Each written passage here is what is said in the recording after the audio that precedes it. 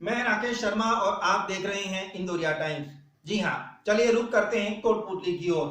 कोटपुतली दो राजधानियों की योजक कड़ी, एक देश की तो दूसरे प्रदेश की।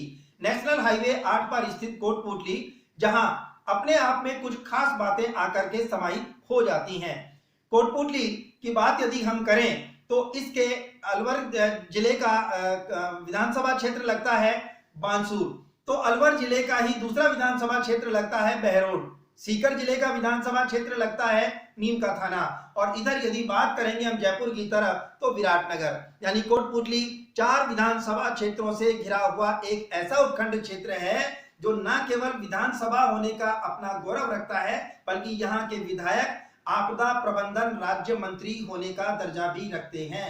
जी हाँ, एक ऐसे उपखंड क्षेत्र में 23 किलोमीटर की पैदल यात्रा करके मध्य प्रदेश इंदौर के सैकड़ों मजदूर लोग, जिनमें स्त्री और पुरुषों के साथ साथ बच्चों की संख्या भी देखी जा सकती थी, वो पैदल किस तरह से हाईवे मार्ग से चल करके कोटपुतली आते हैं, और कोटपुतली आने के बाद उन्हें जिन पैरों से आए थे उन्हीं पैरों से उन्हें वापस बहरोड की तरफ रवाना कर दिया जाना अपने आप में एक चर्चा का विषय है। न केवल उन लोगों की यह पड़ताल की गई कि इतने सारे लोग एक साथ इकट्ठे होकर भला बहरोड से कोटपुतली कैसे पहुंचे, और यदि पहुंच भी गए थे तो जहां कोटपुतली क्षेत्र भामाशाहों की नगरी के रूप में जाना जाता है, वहां उन लोगों को किसी तरह की कोई खाद्य सामग्री उपलब्ध नहीं करवाई गई, जबकि स्थानीय प्रशासन के द्वारा ये दावे किए जाते रहे हैं कि उन्होंने क्वारंटाइन सेंटर, शेल्टर होम बनाए हैं।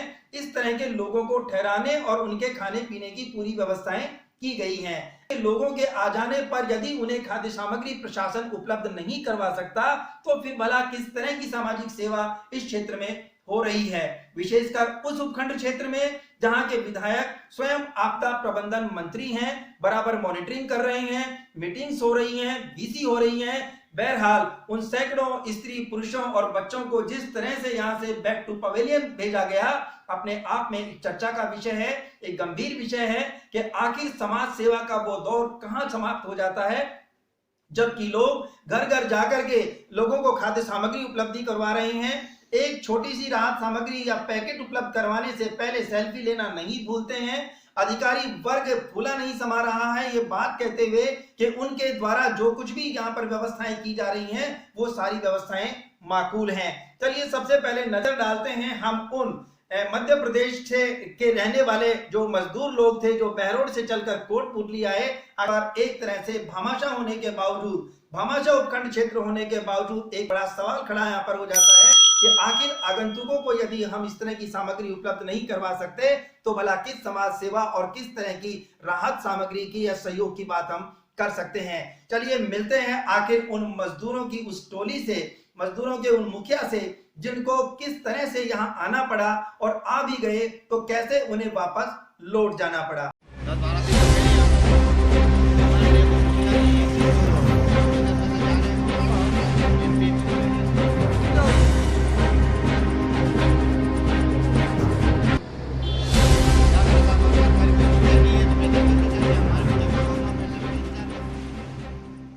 मेरा नाम बहादुर है सर। हम लोग बहरोड से बाहर से आ रहे हैं, 2 दिन हो गए हमारे को, तो 25 दिन करीब हो गए।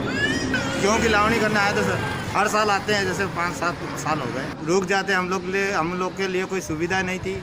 हम कल सुबह खाना खाए थे, जब आज सुबह भी खाना नहीं खाया, पैदल चले जा रहे, कोई सुविधा नहीं हुई। रास्ते में खाली 2 बिस्किट मिले हमको और 1-1 किलो चावल, और चावल कहाँ पका खाएंगे सर।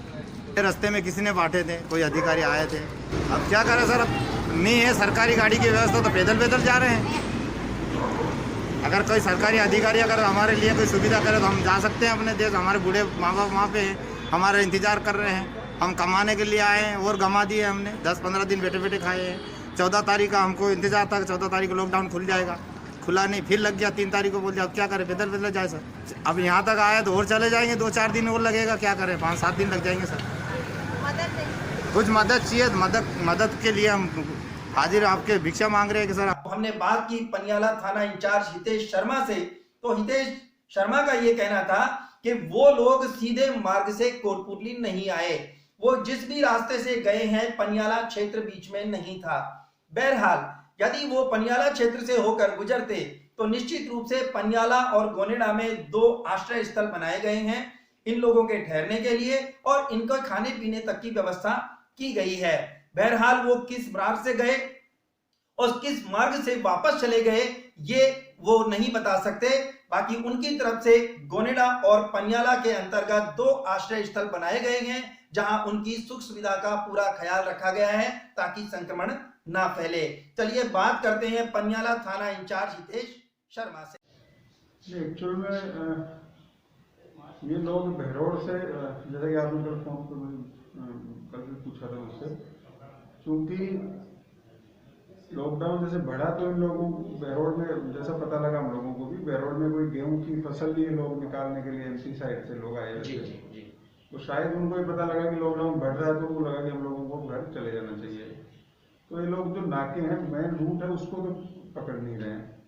और लेट नाइट कैसे लोग कोई खेतों से होके कहीं से मेरे ख्याल में निकले हैं, तो कोटपुर 3-4 साल में जहाँ तक आप लोगों के माध्यम से हमको पता लगा कि उनको वापस बहरोड की तरफ उनको भेजा गया है, क्योंकि जहाँ से है वहाँ गवर्नमेंट के ऑर्डर है कि जहाँ अब जो जहाँ रुका हुआ है वहीं उनको होम आइसोलेट करके और रहने की व्यवस्था गवर्नमेंट की तरफ से की गई है। यहाँ भी पनियाला पे और 2 सेंटर यहाँ भी बना रखे हैं हम लोगों ने, यदि कोई मजदूर आएगा तो उसमें रुकवा देंगे उनको, ऐसा कुछ नहीं। लेकिन उनको रुकवाया नहीं गया, उनको कोई खाने पीने की कोई व्यवस्था नहीं कही गई, जिससे आम जन में भी एक मैसेज बहुत गलत गया है कि उन्हें खाद्य सामग्री तो मिलनी ही चाहिए थी। पैदल आए और गए, उन्हें कोई शेल्टर होम नहीं मिला, तो ये अपने आप पनियाला से तो संपर्क हुआ नहीं उनका।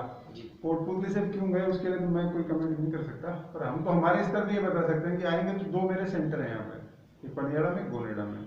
बकायदा रुकने की व्यवस्था है, प्रिंसिपल है उनमें एक कोऑर्डिनेटर लगा रखा है, और खाने की व्यवस्था की कोई दिक्कत ही नहीं आएगी क्योंकि हमने बात सब जगह से कर रखी है, खूब व्यवस्था खाने का।